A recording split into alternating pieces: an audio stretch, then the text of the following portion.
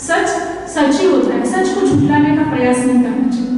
बेहद प्रासंगिक बात है। बहुत बार हमने देखा है कि कई कोर्ट में केसेस चलती है, अगर झूठ को साबित करने का प्रयास किया जाता है, लेकिन कभी न कभी सत्य सामने आ ही जाता है। भगवान उस समय में भगवान के इस भिक्षु संघ में बहुत से भिक्षु शामिल हुए। ब्राह्मण धर्म के बहुत से भिक्षु शामिल हुए। बौद्ध धर्म के जो नियम थे कठोर थे, यानी जिनको पढ़े वो रहे, जिनको नहीं पढ़े पलायन कर चुके, बहुत कठोर थे। और कुछ भिक्षु जो नए संघ में आए थे, वो भिक्षु संघ के नियमों से तंग आकर पलायन कर गए, और भिक्षु संघ के नियमों से तंग आकर पलायन कर गए, और वो जाके खबर फैलाने लगे कि संघ तो ऐसा है, संघ में वैसी बात है, यानी अपप्रचार फैलाने लगे भिक्षु संघ के बारे में। तो कुछ भिक्षु उनमें आनंदित थे, भगवान के पास आए कि भगवान कहते हैं तुम ऐसे भिक्षु को शिक्षित ही क्यों करते हो, जो आचरण में नहीं आते, जो ऐसे कुविचारी है, उनको आप शिक्षित ही क्यों करते हो? बिल्कुल शिक्षित नहीं करना, उन्हें भगा देना चाहिए। भगवान उस समय स्मित हास्य से हंसते हुए कहते हैं, उनके चेहरे में हास्य है। फिर भिक्षु संघ के वो भिक्षु कहते हैं कि भगवान, हम आपसे ये कह रहे हैं कि वो हमारे संघ के बारे में, वो भिक्षु संघ के बारे में अपप्रचार फैला रहे हैं, और आप जो है इसको स्मित हास्य में ले रहे हैं। भगवान तुम्हें बेहद सरल भाषा में समझाते हैं, बेहद सरल भाषा में।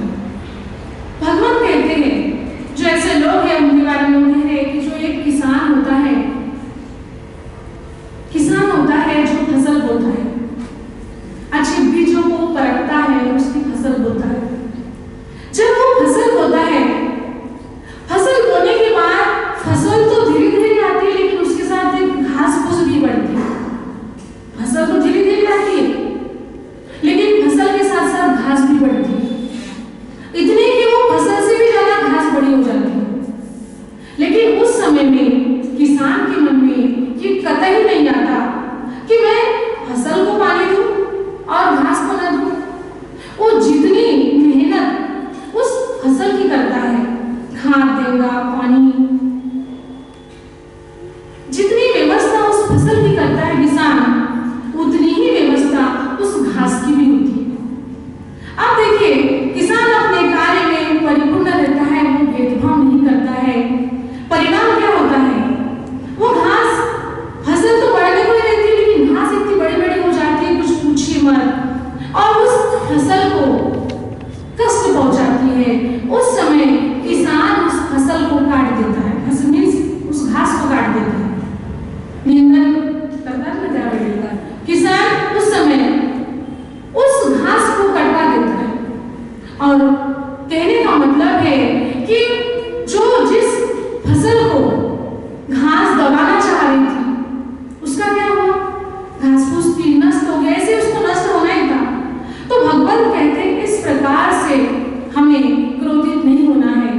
हमारे पास ऐसी फसल है जो बुद्ध धर्म और संघ में है, महामुद्गलायन है, सारिपुत्र है, महाकश्यप है, और ऐसी फसल, ऐसे विद्वान हमारे पास है, ऐसी फसल जो हमारे पास है, जो दाना जब बन के आता है, तो ऐसे ही जो हमारे स्तंभ है, तो हमारे भिक्षु संघ को डरने की कोई आवश्यकता नहीं है। हमें धीरज रखना है, सच सच ही होगा, हमें लोगों को बताने की आवश्यकता नहीं है। अगर हम कहें सोने को पीतल है तो ये नहीं हो सकता, सोना तो बाजत नहीं, पीतल का ही झनकार, सोना तो बचता नहीं, लेकिन पीतल की झनकार जैसे ऐसे आवाज निकलती है, तो सोना सोना होता है, पीतल पीतल होता है। वैसे ही कांच को हीरा नहीं कह सकते। तो बुद्ध धर्म और संघ, इसकी जो लोकप्रियता उनके कार्य की वजह से, आचरण की वजह से, नैतिकता की वजह से, मैत्री भाव की वजह से हो रही है।